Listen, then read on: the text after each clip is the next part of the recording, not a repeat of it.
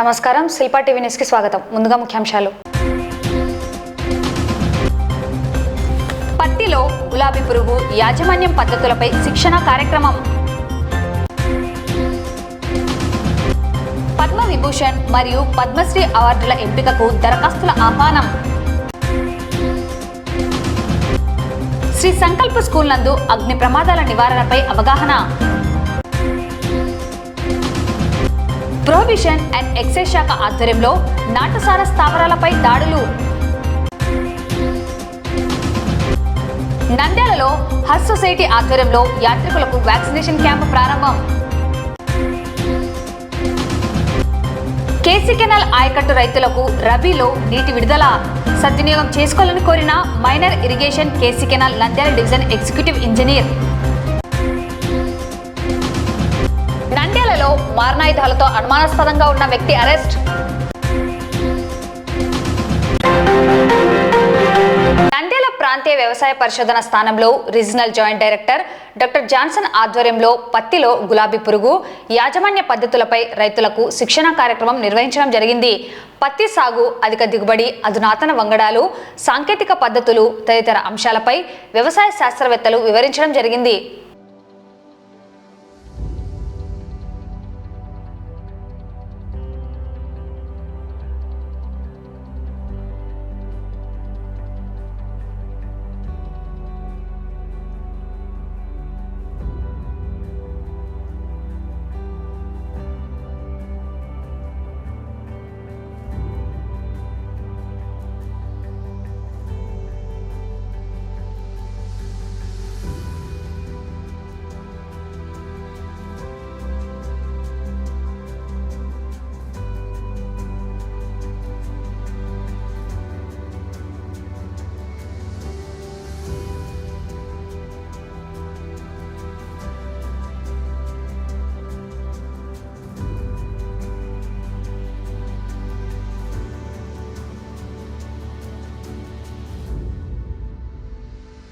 మన నంద్యాల జిల్లాలో ప్రతి విస్తీర్ణం బాగా తగ్గిపోవటానికి కారణమే పింక్ బోల్వామ్ అనే పురుగు. దీని మీద మనకి ఉన్న బీటీ కాటన్లో కూడా మిగతా కాగితలతో పురుగుల మీద కంట్రోల్ చేస్తుంది, కానీ ఈ పింక్ బోల్వామ్ని కంట్రోల్ చేయట్లేదు. కాబట్టి దాన్ని ఎలా మేనేజ్ చేయాలనేది ఈ రైతులకి అవగాహన సదస్సు కింద పెట్టడం జరిగింది. దీనివల్ల మనకి పత్తిని కూడా ఏరియాని పెంచాలనేది కూడా, విస్తీర్ణాన్ని పెంచాలనేది కూడా మన వ్యవసాయ శాఖ యొక్క ముఖ్య ఉద్దేశము. కాబట్టి మళ్ళా పూర్వ వైభవం రావాలి అంటే ఈ పింక్ బోల్వామ్ని అదుపులో పెట్టడం అనేది చాలా ముఖ్యమైన అంశం. ఈరోజు ముఖ్యంగా పత్తి మీద మన ప్రాంతీయ వ్యవసాయ పరిశోధన స్థానంలో ఒక దినము ట్రైనింగ్ ప్రోగ్రామ్, శిక్షణ తరగతి రైతుల కోసం నిర్వహించడం జరుగుతుంది. ముఖ్యంగా మన కర్నూలు జిల్లాలో దాదాపుగా 2 లక్షల హెక్టార్లు ఈ యొక్క పత్తిని వేస్తారు. అలాగే మన నంద్యాల జిల్లాలో కూడా దాదాపుగా 25,000 హెక్టార్లో కూడా ఖరీఫ్ సీజన్లో పత్తి వేయడానికి అవకాశం ఉంది. అయితే కాలక్రమేణా ఈ యొక్క పత్తి యొక్క విస్తీర్ణం తగ్గుతూ వస్తుంది. కారణం ఏమిటి అని అంటే, ముఖ్యంగా దీంట్లో చెప్పుకోదగినట్టు గులాబీ రంగు పురుగు ఎక్కువగా ఉధృతి రావడం, దానివల్ల నాణ్యత తగ్గడం, దీన్ని కంట్రోల్ చేయడం కూడా వీళ్ళకు రైతులకు కొంచెం ఇబ్బందికరంగా మారడంతో, అంతేకాకుండా దీనికి తోడు వాతావరణ అనానుకూల పరిస్థితులు ఏర్పడడం ద్వారా విస్తీర్ణం తగ్గుతూ వచ్చింది. కాబట్టి ఖరీఫ్ సీజన్లో ఈ యొక్క పంట మీద మంచి రైతులకు అవగాహన కల్పించి ఎక్కువ విస్తీర్ణంలో వేయనికి, ఈ యొక్క పంటలో ఉన్న సమస్యలను రైతులు ముందుగానే చెప్తే దాని అనుకూలమైనటువంటి పరిస్థితులను లేక దాని మీద అవగాహన, యాజమాన్య పద్ధతులను రైతుకు సకాలంలో మనం అందించినప్పుడు రైతు ధైర్యంగా దాన్ని పంటను పండించి ఆ వచ్చే సమస్యలను ఎదుర్కోనికి అవకాశం ఉంటుంది. కాబట్టి దాన్ని ఉద్దేశంగానే ఈ యొక్క శిక్షణ తరగతిని ఈరోజు నిర్వహించడం జరిగింది. ముఖ్యంగా ఈ యొక్క శిక్షణ తరగతుల్లో ఈ యొక్క పంటను గురించి, యాజమాన్య పద్ధతులను గురించి, పురుగు తెగుళ్ళని గురించి, వాటికి కావాల్సిన మందులు, సిఫారసు చేసిన మోతాదు, సిఫారసు చేసిన సమయంలోనే చేపట్టే విధంగా రైతులకు అవగాహన కల్పించడం జరుగుతుంది. దాంతోపాటు మన యొక్క పత్తి యొక్క దిగుబడిని కూడా పెంచుకోనికి ఏరియా పెంచకుండా తక్కువ ఏరియాలోనే ఎక్కువ high density plant population maintain చేస్తూ ఎక్కువ దిగుబడి తీసుకొని అవకాశం ఉంటుంది. కాబట్టి వీటన్నిటి మీద నూతన అధునాతనమైన సాంకేతిక పరిజ్ఞానం, అధునాతనమైన వంగడాలు, సరి అయిన సక్రమమైన యాజమాన్య పద్ధతులు వీటిపైన రైతులకు అవగాహన కల్పించడం జరుగుతుంది.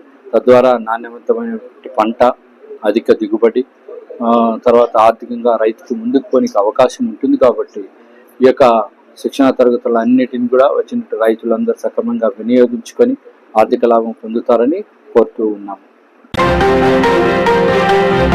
భారత ప్రభుత్వం జనవరి 26వ తేదీ అత్యంత ప్రతిష్టాత్మకంగా అందించనున్న పద్మవిభూషణ్ మరియు పద్మశ్రీ అవార్డుల ఎంపికకు గాను రాష్ట్ర క్రీడా ప్రాధికార సంస్థల ఆదేశాల మేరకు నంద్యాల జిల్లాలో అంతర్జాతీయ స్థాయిలో రాణించిన క్రీడాకారులు పేర్కొన్న అవార్డులకు భారత ప్రభుత్వం జారీ చేసిన వెబ్సైట్ నందు అర్హత కలిగిన క్రీడాకారులు దరఖాస్తు చేసుకోవచ్చని నంద్యాల జిల్లా క్రీడా ప్రాధికార సంస్థ జిల్లా అధికారి రాజు పేర్కొన్నారు. ఈ అవకాశాన్ని సద్వినియోగం చేసుకోవాలని కోరారు. భారత ప్రభుత్వం వారు ప్రతి ఏటా జనవరి 26వ తేదీన అందించే అత్యుత్తమ క్రీడాకారులకు పద్మవిభూషణ్, పద్మశ్రీ అవార్డులకు గాను నంద్యాల జిల్లాలోని అర్హత గల క్రీడాకారులు, అంతర్జాతీయ స్థాయి క్రీడాకారులు దరఖాస్తు చేసుకోవాలని రాష్ట్ర క్రీడా ప్రాధికార సంస్థ నుంచి ఆదేశాలు ఇవ్వడం జరిగింది. తదనుగుణంగా మన నంద్యాల జిల్లాలో అంతర్జాతీయ స్థాయి క్రీడాకారులు ఎవరైనా ఉంటే వాళ్ళు నేరుగా భారత ప్రభుత్వం జారీ చేసినటువంటి వెబ్సైట్లో ఆన్లైన్లో వాళ్ళ యొక్క పేరును నమోదు చేసుకోవాలి.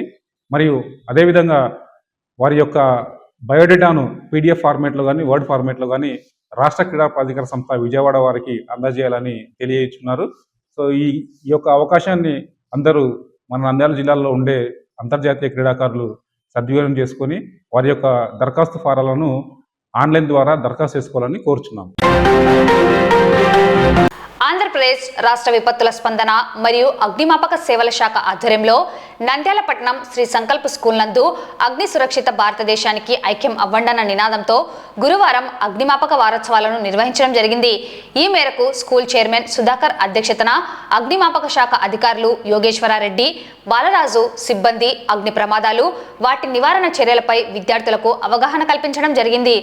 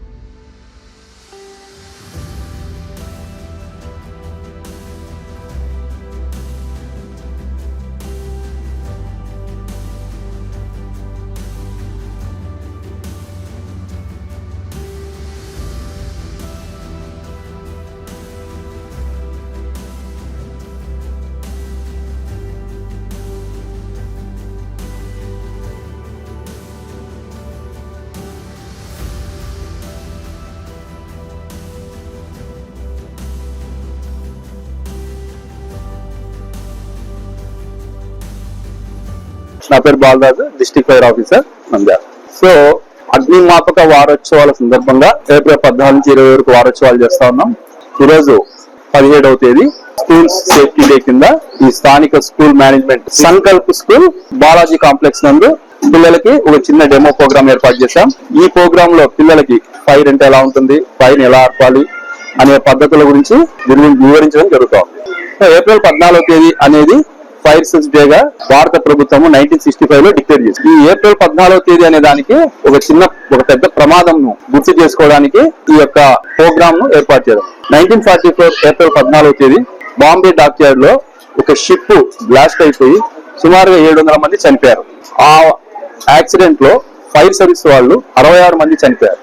సివిల్ డిఫెన్స్ వాళ్ళు ఒక 20 మంది చనిపోయారు. సో ఇలా డిఫరెంట్ డిపార్ట్మెంట్స్ వాళ్ళు చనిపోయినందున వాళ్ళని గుర్తు పెట్టుకోవడానికి కోసమే భారత ప్రభుత్వము ఈ ఏప్రిల్ 14వ తేదీని ఫైర్ సర్వీస్ డే గా నిర్ణయించారు. దానికి అనుగుణంగా ప్రతి సంవత్సరము ఫైర్ సర్వీస్ వీక్ అని ఏప్రిల్ 14 నుంచి 20 వరకు నిర్వహిస్తారు. దీంట్లో స్కూల్స్, కాలేజీలు, తర్వాత అపార్ట్మెంట్లు, తర్వాత స్లమ్ ఏరియాలు, హాస్పిటల్స్, ఇలా వివిధ రకాల ప్రదేశాల్లో ఈ సందర్భంగా అగ్ని ప్రమాదాలపై అవగాహన కల్పించడానికి ప్రజలకి మేము చేరువై ఈ ప్రోగ్రామ్ లో నిర్వహిస్తాం. ఫైర్ సేఫ్టీ వీక్ సందర్భంగా ఈ రోజు సంకల్ప్ ఒలింపియాడ్ స్కూల్ నందు ఈ ఫైర్ సేఫ్టీ మీద ఒక awareness program district fire officer Balaraj గారి ఆధ్వర్యంలో, అలానే అసిస్టెంట్ డిస్ట్రిక్ట్ ఫైర్ ఆఫీసర్ గారు యోగేశ్వర్ రెడ్డి గారు, మిగతా సిబ్బంది అంతా కలిసి ఈ రోజు పాఠశాలలో విద్యార్థులకి ఈ ఫైర్ అవేర్నెస్ ని, అంటే అసలు ఫైర్ అంటే ఏంటి, ఫైర్ యాక్సిడెంట్ జరగకుండా ఎలాంటి ప్రివెంటివ్ మెజర్స్ తీసుకోవాలి, ప్రివెంటివ్ మెజర్స్ తీసుకున్న ఏదైనా యాక్సిడెంటల్ గా ఎప్పుడైనా ఫైర్ యాక్సిడెంట్ జరిగితే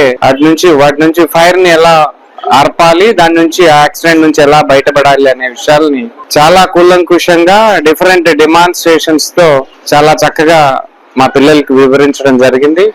ఈ రోజు మా పాఠశాలలో ఈ కార్యక్రమం నిర్వహించడం పిల్లలకి చాలా ఇన్ఫర్మేటివ్ గా ఉంది. అలానే మంచి అవేర్నెస్ కూడా ఈ కార్యక్రమం ద్వారా పిల్లలకి వస్తుంది. పర్టికులర్ గా వీళ్ళు చేసినటువంటి డెమాన్స్ట్రేషన్స్ మా విద్యార్థులందరినీ ఎడ్యుకేట్ చేశాయి. ఇలాంటి కార్యక్రమం జరగడం చాలా హ్యాపీగా ఉంది. ఈ రోజు ఈ కార్యక్రమం మా పాఠశాలలో నిర్వహించినందుకు డిస్ట్రిక్ట్ ఫైర్ ఆఫీసర్ గారిని, యోగేశ్వర్ రెడ్డి గారిని, మిగతా సిబ్బందిని కూడా వాళ్ళందరికీ కృతజ్ఞతలు తెలియజేస్తున్నాను. Thank you. నవోదయం 2.0 కార్యక్రమంలో భాగంగా నంద్యాల డివిజన్ పరిధిలోని పలు మండలాలలో ప్రొహిబిషన్ అండ్ ఎక్సైజ్ శాఖ ఆధ్వర్యంలో సిఐ కృష్ణమూర్తి మరియు సిబ్బంది నాటుసార స్థావరాలపై దాడులు నిర్వహించడం జరిగింది. ఈ మేరకు చేపట్టిన దాడుల నేపథ్యంలో వ్యక్తుల అరెస్ట్ తదితర అంశాలను మీడియా సమావేశం నిర్వహించి సిఐ వెల్లడించడం జరిగింది.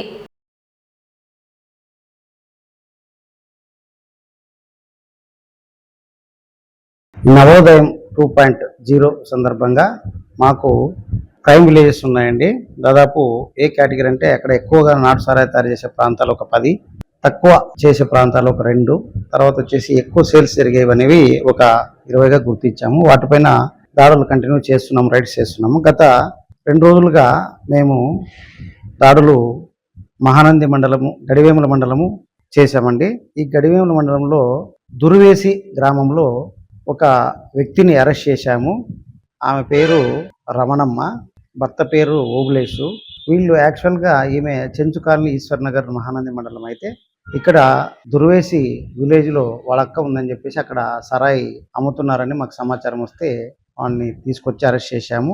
ఆమె ఎక్కడి నుంచి సరాయి తీసుకొస్తున్నామంటే వాళ్ళ అక్క బట్టి చేస్తుంది, ఈరమ్మ అనే ఆమె ద్వారా తీస్తుందంటే ఆమెను కూడా ఇన్వాల్వ్ చేశాము. ఆమెను కూడా తొందరలో అరెస్ట్ చేస్తామండి. అది నిన్న జరిగిన కేసు వివరాలు కంటిన్యూస్గా మేము ఈరోజు రైడ్స్ నిర్వహించాము. ఆ రైడ్స్ నిర్వహిస్తే దుర్వేసిలో ఆ నాటు సారాయి బట్టి తయారు చేసే బట్టిని ఈరోజు ధ్వంసం చేయడం జరిగిందండి.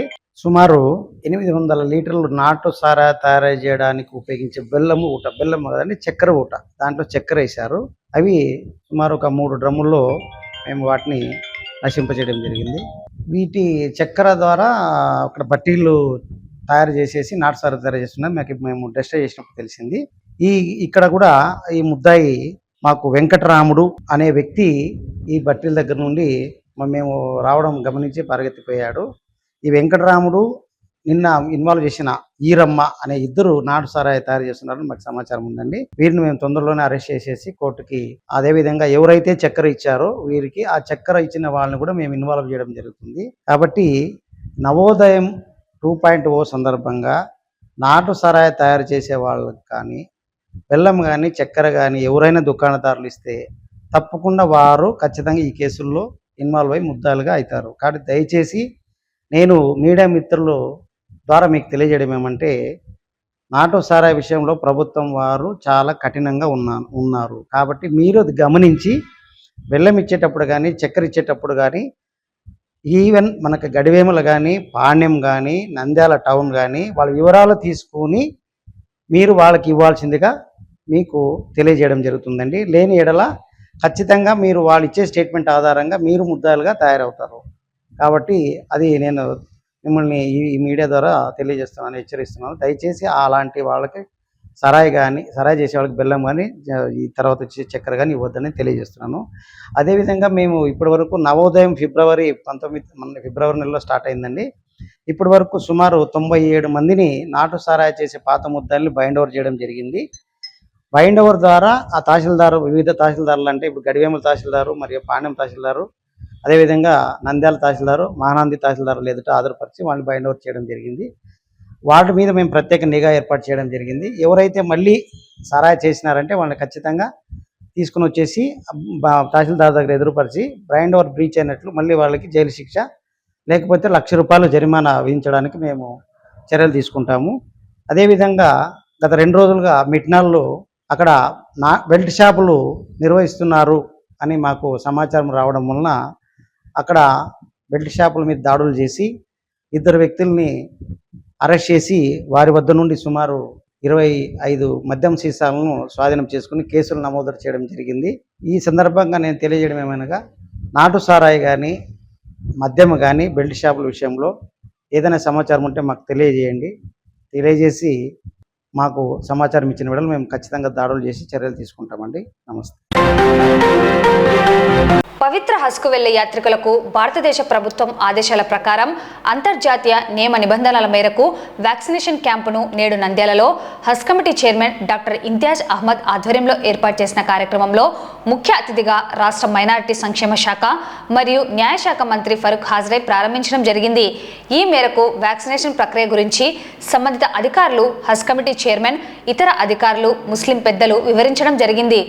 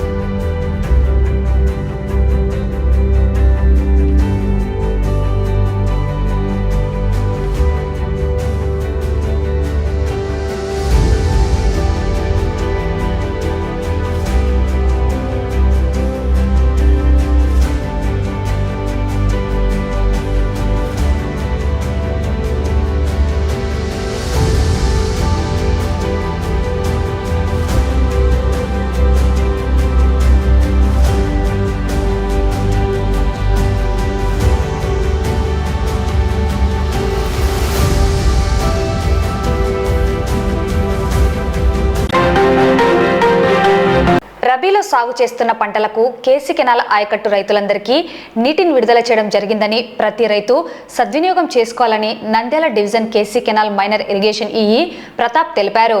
ఈ మేరకు నీటి సామర్థ్యం, నీటి విడుదల వివరాలను తెలియజేశారు. కేసీ కెనాల్ పరిధిలో రబీకి సక్సెస్ఫుల్ గా వాటర్ ఇచ్చినాము. దగ్గర 92,000 ఎకరాలు కర్నూలు, నంద్యాల, కడప జిల్లాల్లో ఆయకట్టుకి అన్ని రబీలో వేసిన ఆల్మోస్ట్ అన్ని క్రాప్స్ కి నీళ్లు అందించగలిగి సక్సెస్ఫుల్ గా పూర్తి చేయగలిగినాము. ఈ రోజు వరకు కూడా వాటరు కెనాల్లో పారుతా ఉంది. సో ఇబ్బంది లేకుండా రైతులందరూ కూడా, ఇప్పుడు రైతులతో కూడా మాట్లాడుతున్నాము. అందరూ ఆల్ సిస్టమ్స్ లో ఉండే రైతులు కూర్చెల్ల కానీ, ఇట్లా 16th లాక్ కానీ, దాని 27th లాక్ కానీ, అప్పుడు అప్ టు 30 శుద్ధపల్లి వరకు కూడా మనం నీళ్ళు ఇచ్చాం. ఈ దీంట్లో కూడా మనకు ఫిబ్రవరి 12 వరకు 2,600 క్యూసెక్లు అందుబాటులో ఉండేటివి. దాని తర్వాత ఇంటర్ స్టేట్ ఇష్యూస్ వల్ల మనకు అది తగ్గిపోయింది, 1,600కు వచ్చింది ఫిబ్రవరిలో. దాని తర్వాత మార్చిలో అంతా కూడా 700-800 క్యూసెక్లతోనే మొత్తం ఒక 1.5 months మేనేజ్ చేయాల్సి వచ్చింది. సో దాంతో ఒక సిస్టమ్కి కొన్ని రోజులు ఇచ్చి ఇంకొక సిస్టమ్ కొన్ని రోజులు ఇచ్చే దానివల్ల రైతులు కొంతమంది ఆందోళన చెందారు.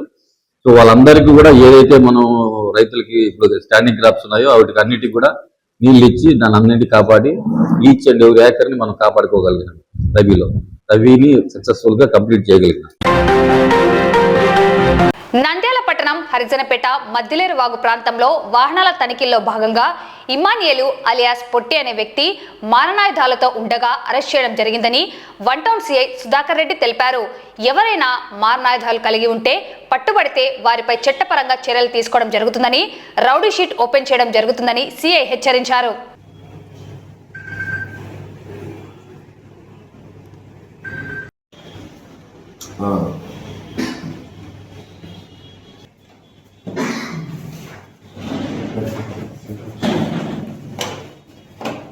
మేరకు నంద్యాల 1 టౌన్ పరిధిలోని అర్జున్పేట మద్దిలేరు వాగు పక్కన వెహికల్ చెకింగ్ చేస్తూ ఉంటే ఒక పర్సన్ ఇమానియేలు అలియాస్ పొట్టి అనే పర్సన్ ఒక 10 లీటర్స్ ఐడియా ప్లస్ ఒక వెపన్ పొజిషన్లో కనపడితే అతన్ని ఆపి చెక్ చేసి సీజ్ చేయడం జరిగింది. ఎవరైనా సరే నంద్యాలలో ఎవరైనా ప్రొహిబిటెడ్ ఆర్మ్స్ అంటే కత్తులు కానీ, చిన్న చిన్న మైకులు, హంటింగ్ సికిల్స్ కానీ ఎవరైనా పట్టుకొని తిరిగితే వాళ్ళని టెస్టింగ్ చేస్తున్నాము. అట్లా మాకు ఏదైనా వస్తే సర్చ్లో భాగంగా వాళ్ళ మీద కేసులు నమోదు చేసి రిమాండ్ చేస్తాం. తర్వాత రౌడీ షీట్ కూడా ఓపెన్ చేస్తాం చెప్పేసి తెలియజేస్తున్నాం. వార్తలు ముగించే ముందు ముఖ్యాంశాలు మరోసారి. పత్తిలో గులాబీ పురుగు యాజమాన్యం పద్ధతులపై శిక్షణ కార్యక్రమం. పద్మ విభూషణ్ మరియు పద్మశ్రీ అవార్డుల ఎంపికకు దరఖాస్తుల ఆహ్వానం. శ్రీ సంకల్ప స్కూల్ నందు అగ్ని ప్రమాదాల నివారణపై అవగాహన. ప్రొహిబిషన్ అండ్ ఎక్సైజ్ శాఖ ఆధ్వర్యంలో నాటుసార స్థావరాలపై దాడులు. నంద్యాలలో హజ్ సొసైటీ ఆధ్వర్యంలో యాత్రికులకు వ్యాక్సినేషన్ క్యాంపు ప్రారంభం. కేసీ కెనాల్ ఆయకట్టు రైతులకు రబీలో నీటి విడుదల సద్వినియోగం చేసుకోవాలని కోరిన minor irrigation KC canal Nandyal division executive engineer. నంద్యాలలో మారణాయుధాలతో అనుమానాస్పదంగా ఉన్న వ్యక్తి అరెస్ట్. ఈ వార్తలు ఇంతటితో సమాప్తం. నమస్కారం.